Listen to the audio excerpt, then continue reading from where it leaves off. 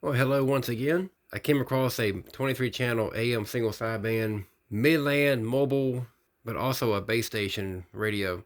Midland model number 13-895. And these radios typically have a little power supply in them as well, so you can run them as a base station.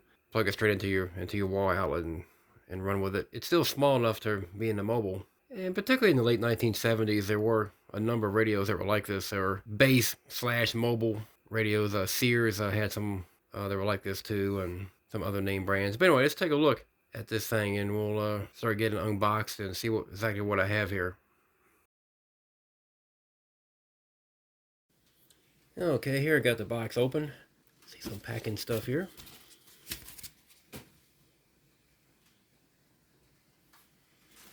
And there's a bag of some sort.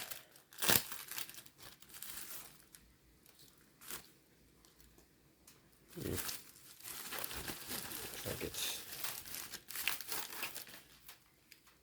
microphone and a odd, strange cable with it. All right.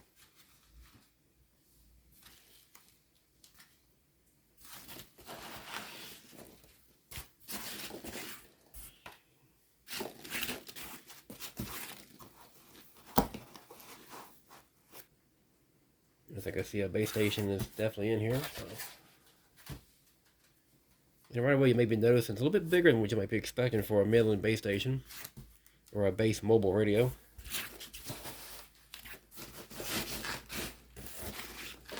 That's where things will get interesting here.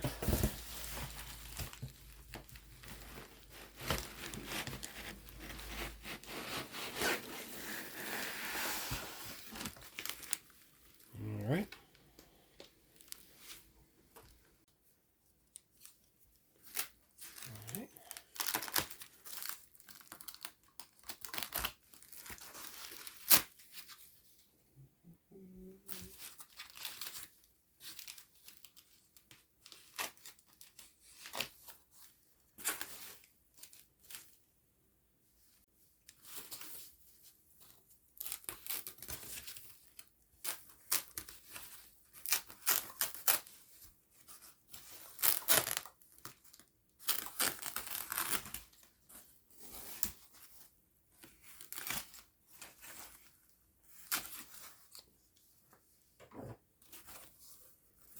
That's the back of it.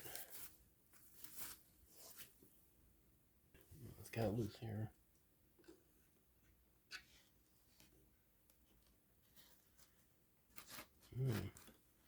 See? That's the back of the radio. And already you may be seeing some unusual things about this thing. Let me spin it around here and see how that looks.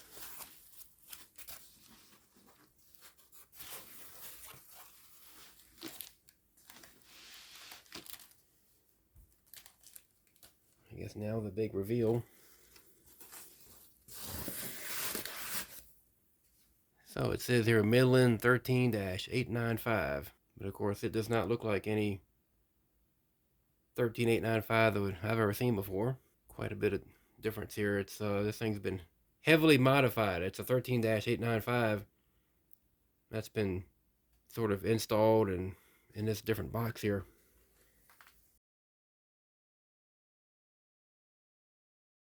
I want to see if I can get this thing turned on. This heavily modified CB radio. It's probably modified for 10 meters, would be my guess. And it may still work on CB frequencies as well. I'm not really sure, but I really don't know until I can see how it's going to perform and exactly what all it does here.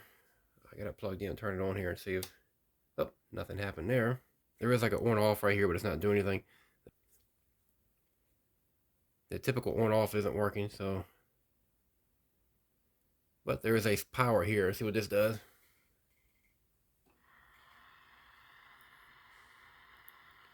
Oh, something's going on.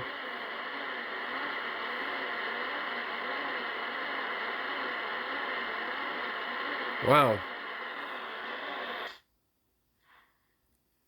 All right, something's happening here. She did turn on. Originally, it was a 23 channel AM single sideband. but it's been heavily modified to incorporate this whole digital system here. And a VFO knob probably should be able to tune around, I guess. Maybe.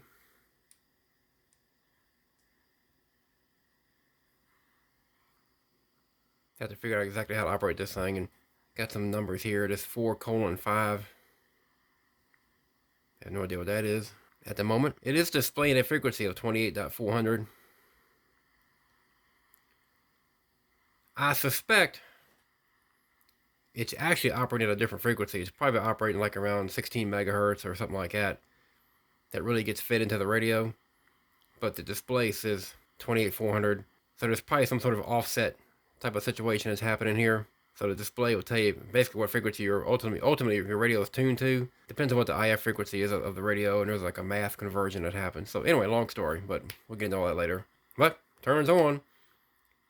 It's probably been modified like for 10 meters. I mean, it may go to 27 megahertz, and it may get back on CB, but I suspect they retuned the entire radio for 10 meters. So even if I go down to 26 to 27 megahertz, it's probably going to be a case where my receiver is going to be so down, the performance is going to be so bad. Well, it's probably not going to work too well there anyway now. It's probably been modified for on the 10 meter band. So we'll see. Right now I'm plugged into a 20 meter dipole, so I'm not exactly on the right antenna, but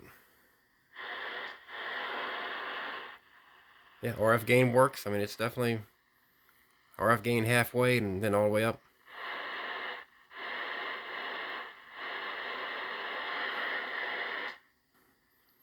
Let's go to upper sideband.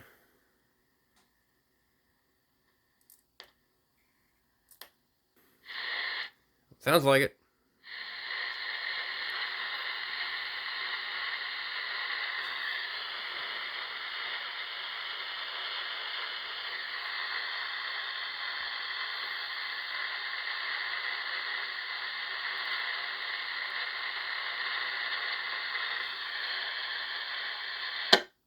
Yep, squelch works. It's definitely one of a kind, so no doubt about that. I wish I could figure out how to tune around here a little bit. I got the up-down switch, but I'm not sure that seems to go.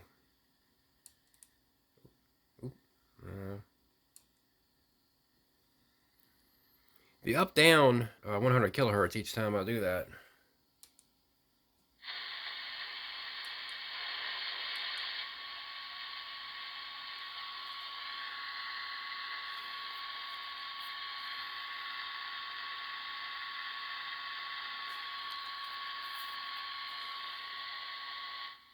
And the numbers on the bottom seem to change when I change frequency. So again, I don't know if that's some sort of math calculation where it's giving me like the ratio of what the frequency of the display is versus what it's actually putting out into the radio. So I just don't know yet.